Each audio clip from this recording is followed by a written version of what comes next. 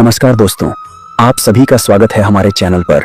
कल्पना कीजिए एक ऐसे क्षण की जहां कुछ भी नहीं है, न कोई ध्वनि, न कोई प्रकाश, न आकाश है, न पृथ्वी, न दिन है, न रात, न समय की कोई गति है और न ही दिशा का कोई ज्ञान। एक ऐसा मौन जो न सिर्फ कानों को बल्कि आत्मा को भी सुनाई देता है। एक ऐसा शून्य जो खाली होते हुए भी सब कुछ समेटे हुए है। ऋग्वेद का नासदीय सूक्त हमें उसी आरंभ की ओर ले जाता है, ब्रह्मांड के उस प्रथम क्षण की ओर जब अस्तित्व और अनस्तित्व एक ही रूप में थे। उस समय न तो मृत्यु थी और न ही अमृता, न ऊपर कोई स्वर्ग था, न नीचे कोई नरक, न कोई ठोस जमीन थी और न ही कोई आकाशीय विस्तार। यह वह क्षण था जब न कोई जीव था, न कोई देवता, कोई देखने वाला भी नहीं था, कोई अनुभव करने वाला भी नहीं था। केवल एक अत्यंत रहस्यमयी मौन था जो कहीं भीतर बहुत गहराई में गूंज रहा था। और यही मौन आगे चलकर ब्रह्मांड की सबसे पहली ध्वनि बना, ओम। ऋग्वेद कहता है कि उस समय कोई भी यह नहीं जानता था कि ब्रह्मांड का आरंभ कैसे हुआ। न देवता थे, न रचयिता। कोई कहता है सब कुछ संयोग से हुआ, कोई कहता है चेतना के कारण। लेकिन सच यह है कि उस क्षण को शब्दों में बांधना संभव नहीं। यह केवल अनुभव किया जा सकता है, उस शून्य में उतरकर, उस मौन को सुनकर। पर क्या यह सब बस कल्पना है, या फिर उस मौन में कोई छुपा हुआ संकेत है, कोई रहस्य है जो हमारे अस्तित्व से भी पहले का है? और इसी मौन, इसी शून्य और इसी अनकहे के बीच कहीं एक वह था, वही एक जो किसी नाम से नहीं जाना जा सकता, जो आकारहीन है, निराकार है, लेकिन सबका आधार है, जिसे ऋग्वेद तदेकम कहकर पुकारता है। अब सवाल ये उठता है, अगर कुछ था ही नहीं तो फिर वह एक क्या था, क्यों था और उससे आगे क्या हुआ? अब इस रहस्य से पर्दा हटेगा अगले भाग में, जहां हम जानेंगे उस अदृश्य सत्ता का जन्म जिसे ऋग्वेद तदेकम कहता है, वह एकमात्र चेतना जो ब्रह्मांड की उत्पत्ति की जड़ है। तो उस गहन मौन में जहां न समय था, न दिशा, न कोई देखने वाला, वहां एक अदृश्य सत्ता विद्यमान थी। ऋग्वेद इस रहस्यपूर्ण सत्ता को एक ही शब्द में समेटता है, तदेकम, अर्थात वह एक। लेकिन यह एक कोई देवता नहीं था, न ही कोई मानव रूप वाली शक्ति। यह न पुरुष था, न स्त्री, न प्रकाश था, न अंधकार। वह कोई नाम नहीं था, कोई रूप नहीं था, फिर भी वह सब कुछ था। सृष्टि से भी पहले, अस्तित्व से पहले, चेतना का यही रहस्यमय स्रोत मौन में स्थित था, स्थिर लेकिन जागृत। उस एक में कोई कंपन नहीं था, लेकिन वही आगे चलकर पहला स्पंदन बना। वह न निष्क्रिय था, न ही सक्रिय, वह तो बस था, जैसे किसी दीपक में लौ हो लेकिन हवा न हो, फिर भी उसकी रोशनी हर दिशा में फैली हुई हो। ऋग्वेद यहां कोई ठोस परिभाषा नहीं देता, कोई कठोर सत्य नहीं थोपता। वह इस सत्ता को खुला छोड़ देता है ताकि हम खुद उस मौन में उतरें, उस गहराई को महसूस करें और उस एक के साथ जुड़ सकें।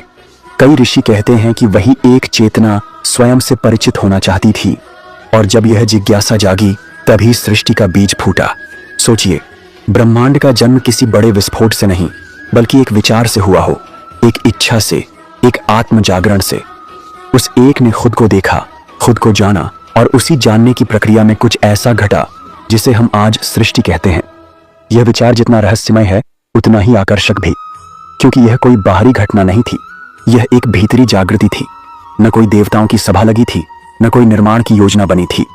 सब कुछ उस एक की इच्छा से, उसके विचार से और उसके अनुभव से प्रकट हुआ।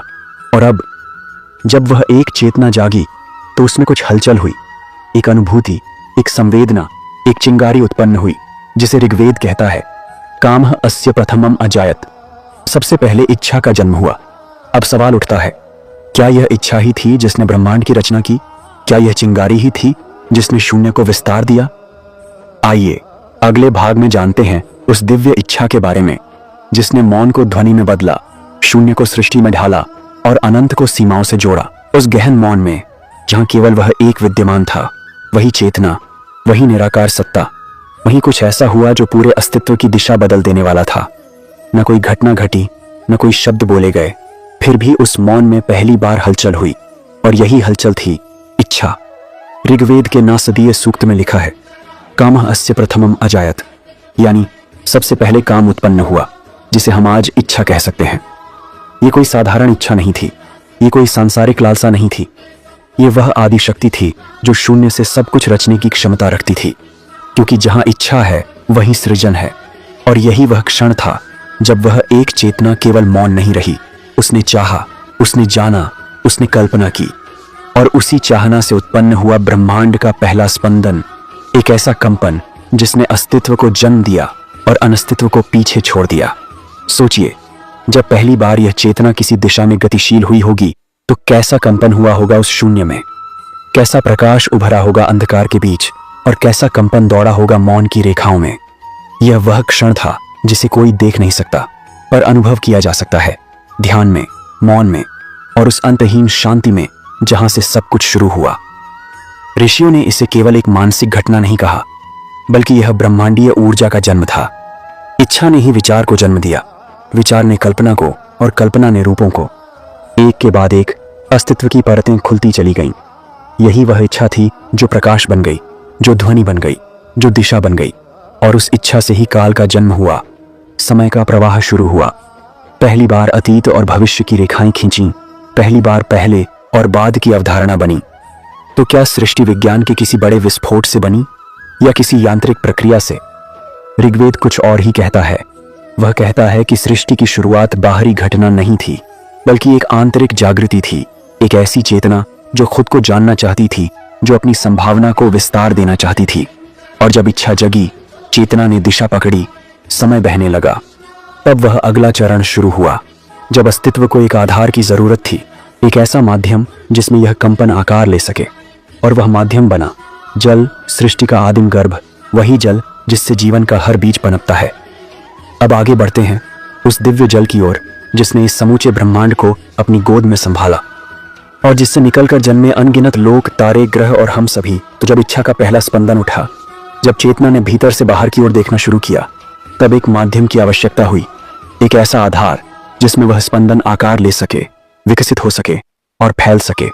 ऋग्वेद इस माध्यम को जल कहता है। हाँ, जल, वही जिसे हम आज जीवन का स्रोत मानते हैं। वही जल सृष्टि की भी पहली कोख बना। यह कोई साधारण जल नहीं था, यह वह आदि जल था जो ब्रह्मांड के हर कोने में व्याप्त था, जो हर दिशा में फैला था, और जिसे अभी किसी ने देखा तक नहीं था। ऋग्वेद बताता है कि सृष्टि के आरंभ में सब कुछ जल में समाया हुआ था। यह जल कोई नदी या महासागर नहीं था, बल्कि ऊर्जा का तरल रूप था, चेतना का बहता हुआ विस्तार, जो न तो ठोस था, न गैस, और न ही किसी नियम में बंधा हुआ। यह जल समय से पहले था, स्थान से परे था। इसी जल में पहली बार चेतना की तरंगें उठीं। उसी में इच्छा की चिंगारी ने लहरों को जन्म दिया। जैसे मां के गर्भ में बच्चा पलता है, वैसे ही यह ब्रह्मांड उस आदिजल के भीतर पलने लगा। वहीं पहली बार संभावनाएं पनपी, वहीं जीवन का बीज अंकुरित हुआ। जल ने ही रूपों को आकार दिया। उसी जल में पहली बार ऊर्जा घनी हुई और पदार्थ बनने लगे। और वही जल था जिसने पहले तत्वों को जन्म दिया। अग्नि, वायु, आकाश, पृथ्वी, सब कुछ जल की कोख से ही निकला। और इसीलिए वैदिक परंपरा में जल को न केवल पवित्र माना गया, बल्कि ब्रह्मा, विष्णु और शिव तीनों की सृष्टि यात्रा का मूल भी यही रहा। विष्णु उसी जल में शेषनाग पर शयन करते हैं, ब्रह्मा उसी जल की नाभि से प्रकट होते हैं, और शिव की तपस्या भी उसी शून्य में होती है जो जल से घिरा हुआ है। ऋग्वेद की दृष्टि में यह जल केवल भौतिक नहीं था, यह था नार, यानी चेतना का प्रवाह, और इसी से बना नारायण जो इस प्रवाह में स्थित है, उसमें लीन है, वही इसका रक्षक है, पालक है। अब सोचिए, अगर जल चेतना का शरीर था, तो क्या यह माना जा सकता है कि सृष्टि का हर कण, हर जीव और स्वयं हम भी उसी आदि जल के अंश हैं? क्या हमारी आत्मा भी उसी प्रवाह में बह रही एक लहर मात्र है? और जब जल ने आकार दिया, दिशा दी और जीवन का पहला आधार बना दिया, तब अगला चरण शुरू हुआ, रचना का, विविधता का, जहां हर तत्व, हर रूप, हर जीव अपनी अपनी भूमिका के साथ प्रकट होने लगा। अब अगले भाग में हम जानेंगे कैसे उस आदि जल से निकले तत्व और कैसे एक के बाद एक रूपों की श्रृंखला ने रचना की इस सृष्टि की विविधता, जिसने हमें आज के इस ब्रह्मांड तक पहुंचाया। तो अब वह जल बह रहा था, उस मौन चेतना की पहली लहरों को अपने भीतर समेटे हुए, उस आदि कंपन को अपने गर्भ में संभाले हुए। यही जल अब सिर्फ माध्यम नहीं रहा, अब वह स्वयं रचनात्मक शक्ति बन गया था। उसके भीतर उठ रही ऊर्जा की तरंगों ने वह कंपन पैदा किया जिसने सबसे पहले जन्म दिए तत्वों को। ऋग्वेद हमें संकेत देता है कि कैसे इस आदि जल से सबसे पहले प्रकट हुई अग्नि। अग्नि यानी ऊर्जा, परिवर्तन की ज्वाला। यही अग्नि थी जिसने चेतना को गति दी, विचारों को दिशा दी और रूपों को ठोस बनाया। अग्नि न केवल ताप है, बल्कि चेतना का वह रूप है जो जीवन को आगे बढ़ाता है, जो बदलाव लाता है। इसके बाद प्रकट हुई वायु, गति और स्पंदन की देवी। वायु ने अग्नि को दिशा दी, उसे प्रवाह में बदला। अब कंपन रुक रुक कर नहीं, लहरों में बहने लगा। फिर प्रकट हुआ आकाश, जो इस गति और ऊर्जा को स्थान देने वाला तत्व बना। आकाश ने जगह दी, विस्तार दिया, एक मंच बनाया जहां रचना का महान नाटक खेला जा सके। फिर आई पृथ्वी, स्थायित्व की प्रतीक। ऋग्वेद इसे भले ठोस रूप में न दिखाए, लेकिन संकेत करता है कि जब गति और ऊर्जा को एक संतुलन की आवश्यकता हुई, तब उन्होंने एक आधार की रचना की, और इसी आधार पर खड़े हुए जीवन के बीज जो धीरे धीरे आकार लेने लगे। इन सबके बीच दिशा का जन्म हुआ, ऊपर और नीचे, पूर्व और पश्चिम, आकाश और पाताल। अब सृष्टि के पास न केवल तत्व थे, बल्कि एक संरचना भी थी, एक व्यवस्था भी थी। यही था ब्रह्मांड का आरंभिक ढांचा, जहां प्रत्येक तत्व अपनी भूमिका निभा रहा था। कोई ऊर्जा दे रहा था, कोई गति, कोई स्थान और कोई स्थायित्व। लेकिन यह सब अपने आप नहीं हो रहा था। किसी अनदेखी शक्ति के संकेत पर सब कुछ एक लय में घट रहा था। ऐसा लग रहा था जैसे ब्रह्मांड के हर कण में कोई संगीत बज रहा हो, कोई अदृश्य सुरताल काम कर रही हो, और उसी लय में, उसी सामंजस्य में सृष्टि के रूप जन्म लेने लगे। सबसे पहले ध्वनि, फिर प्रकाश, फिर रंग, फिर गति और फिर अनगिनत रूप। यह वह क्षण था जब पहली बार दिन और रात का चक्र बना। चंद्रमा ने अपनी शीतल छाया बिखेरी, सूर्य ने पहली बार अपने तेज से ब्रह्मांड को आलोकित किया। ऋग्वेद इन्हें केवल खगोलीय पिंड नहीं मानता, बल्कि चेतना के प्रतीक मानता है। सूर्य ज्ञान का प्रतीक है, चंद्रमा भावनाओं का, और तारे अनगिनत संभावनाओं के दूत हैं। अब ब्रह्मांड का एक ऐसा दृश्य बन चुका था जिसे हम आज भी अपनी आंखों से देखते हैं। तारों से भरा आकाश, समय के अनुसार बदलता सूरज और चंद्रमा, और अनगिनत दिशाएं जो हमारे अस्तित्व को परिभाषित करती हैं। पर यह सब अपने आप नहीं हो रहा था। अब सृष्टि को एक संचालन शक्ति की आवश्यकता थी, कोई जो इस रचना को संतुलन में रखे, जो ऊर्जा को दिशा दे और रूपों को नियमों में बांधे। अब आगे बढ़ते हैं उस रहस्य की ओर जहां पहली बार देवताओं का प्रकट होना शुरू हुआ, जिन्होंने इस विशाल ब्रह्मांड की व्यवस्था संभाली और रचना को नियमों के अंतर्गत चलाया। अब तक सब कुछ बन चुका था। जल में चेतना की तरंगें उठ चुकी थीं, तत्व आकार ले चुके थे और सृष्टि का रंगमंच तैयार था। अग्नि जल चुकी थी, वायु बह चुकी थी, आकाश फैल चुका था और पृथ्वी अपने आधार पर स्थिर हो चुकी थी। लेकिन इन सब के बीच एक गहरा सवाल अब भी शेष था। यह सब चलेगा कैसे? ये विशाल ब्रह्मांड जिसमें अनगिनत शक्तियां हैं, उन्हें कोई संभालेगा कैसे? ऋग्वेद यहां एक और रहस्य उद्घाटन करता है। वह कहता है कि देवता बाद में आए, सृष्टि पहले बनी और फिर उन शक्तियों ने जन्म लिया जिन्हें हम देवताओं के नाम से जानते हैं। ये बात सुनने में शायद अजीब लगे, लेकिन इसका अर्थ बहुत गहरा है। ऋग्वेद के अनुसार ये देवता कोई मानव जैसी आकृतियां नहीं थे, बल्कि ब्रह्मांडीय शक्तियों के प्रतीक थे। नियम, संतुलन, ऊर्जा, संरक्षण, चेतना।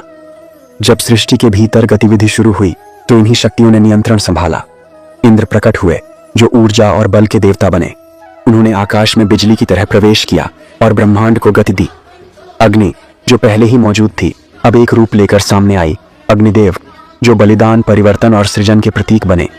वरुण सामने आए, जिनके हाथों में था नियम और न्याय का सूत्र, जो हर चीज को मर्यादा में रखते थे। फिर सोम का आगमन हुआ, जीवन रस, अमृत, आनंद और शांति की अनुभूति बनकर। यही सोम उस दिव्य रस का प्रतीक है जिससे आत्मा तृप्त होती है और चेतना जागृत होती है। और इन सभी के बीच एक और शक्ति उठी, हिरण्यगर्भ, वह दिव्य गर्भ जिसमें समूची सृष्टि समाई हुई थी।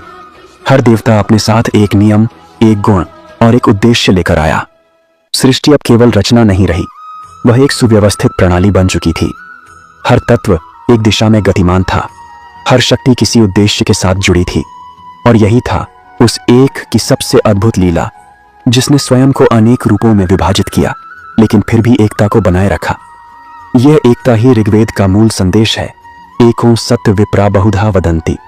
सत्य एक ही है, ज्ञानी उसे अलग अलग नामों से पुकारते हैं। अब जब सृष्टि में नियम आ गए, शक्तियों को नाम मिल गए और ऊर्जा को मर्यादा, तब भी एक प्रश्न शेष रह गया। क्या ये देवता, ये शक्तियां वास्तव में जानते हैं कि सृष्टि की शुरुआत कैसे हुई थी? क्या जिसे हम रचना का आरंभ मानते हैं वह कोई जानता भी है? ऋग्वेद की सबसे गहन पंक्तियां अब सामने आती हैं, जहां खुद ऋषि स्वीकार करते हैं कि शायद वह एक ही जानता हो जिसने सब कुछ रचा, और शायद वह भी नहीं जानता। अब हम पहुंचते हैं उस अंतिम परत की ओर, जहां ऋग्वेद मौन हो जाता है और मौन में ही हमें ब्रह्मांड का सबसे बड़ा उत्तर मिलता है। अगला भाग खोलेगा वह गूढ़ रहस्य जिसे समझने की नहीं, केवल अनुभव करने की आवश्यकता है। अब सृष्टि पूरी हो चुकी थी। जल के गर्भ से उठी चेतना ने अग्नि को जन्म दिया, वायु को गति दी, आकाश को विस्तार दिया और पृथ्वी को स्थिरता दी। इच्छा से तत्व बने, तत्वों से रूप बने और रूपों से यह विविधता भरी सृष्टि। देवताओं ने शक्तियों को रूप दिया, नियमों को स्थापित किया और सृष्टि के हर हिस्से में संतुलन बनाए रखा। लेकिन इसी पूर्णता के बीच ऋग्वेद एक अप्रत्याशित मोड़ लेता है। जहां तक अब तक की कथा में हम एक एक परत खोलते चले आए थे, वहीं अब यह ज्ञान का सबसे प्राचीन ग्रंथ खुद रुक जाता है, ठिठक जाता है। ऋग्वेद का नासदीय सूक्त अपने अंतिम श्लोकों में कहता है, यो अस्याध्यक्षः परमे व्योमन सो अंग वेद यदि वा न वेद। अर्थात जो इस सृष्टि का अधिपति है, जो उस परम आकाश में स्थित है, वह ही जानता होगा कि यह सब कैसे हुआ, या शायद वह भी नहीं जानता। यह पंक्ति सुनने में साधारण लग सकती है, लेकिन इसमें छुपा है वह गहराई, वह विनम्रता जो आज के विज्ञान, दर्शन और तर्क से बहुत आगे है। यह वह क्षण है जब ऋग्वेद स्वीकार करता है कि सृष्टि की उत्पत्ति का रहस्य ऐसा नहीं है जिसे पूरी तरह समझा या बताया जा सके।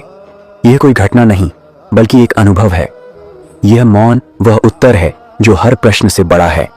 यह स्वीकार कि हम सब कुछ नहीं जानते, यही हमारी सबसे बड़ी जागरूकता है। क्योंकि जहां ज्ञान रुकता है वहां अनुभव शुरू होता है, जहां तर्क मौन हो जाता है वहां ध्यान बोलने लगता है। तो ऋग्वेद, जो अब तक शब्दों की लहरों में सृष्टि को गाता चला आ रहा था, अंत में खुद मौन हो जाता है। वह हमें यह नहीं कहता कि ब्रह्मांड की उत्पत्ति का उत्तर यही है, बल्कि यह कहता है, शायद कोई नहीं जानता, शायद जानने की आवश्यकता ही नहीं। क्योंकि सृष्टि को जीना है, महसूस करना है, उसके साथ एक होना है। और यही मौन ही असली मंत्र है। वही ओम है, वही ब्रह्म है, वही आदि और वही अनंत। जब आप उस मौन को भीतर महसूस करते हैं, तो वही क्षण होता है जब आप सृष्टि के आरंभ को नहीं, बल्कि स्वयं को जानना शुरू करते हैं। तो क्या वास्तव में हम सृष्टि की शुरुआत को जान सकते हैं? शायद नहीं, लेकिन हम उस एक का अनुभव कर सकते हैं, उस चेतना को जो हर चीज में व्याप्त है, हर कण में नाच रही है, हर मौन में गूंज रही है। और शायद यही ऋग्वेद की सबसे बड़ी सीख है। उत्तर मत खोजो, प्रश्न बनो। खोज में मत भागो, मौन में ठहरो। क्योंकि ब्रह्मांड की शुरुआत कहीं बाहर नहीं, हमारे भीतर ही होती है। अगर इस यात्रा ने आपके भीतर भी कोई कंपन जगाया है, तो इस वीडियो को एक बार फिर मौन होकर देखें। महसूस करें कि आप सिर्फ श्रोता नहीं हैं, आप भी उसी कथा का हिस्सा हैं, उसी चेतना की एक लहर जो आज भी बह रही है हर दिशा में। अगर आपको यह अनुभव सार्थक लगा तो वीडियो को लाइक करें, साझा करें और चैनल को जरूर सब्सक्राइब करें, ताकि हम और भी वैदिक रहस्यों की यात्रा पर निकल सकें, उस एक की खोज में जो सब में है, लेकिन फिर भी सबसे परे है। धन्यवाद। आपका यह मौन साथ बना रहे अगली यात्रा तक।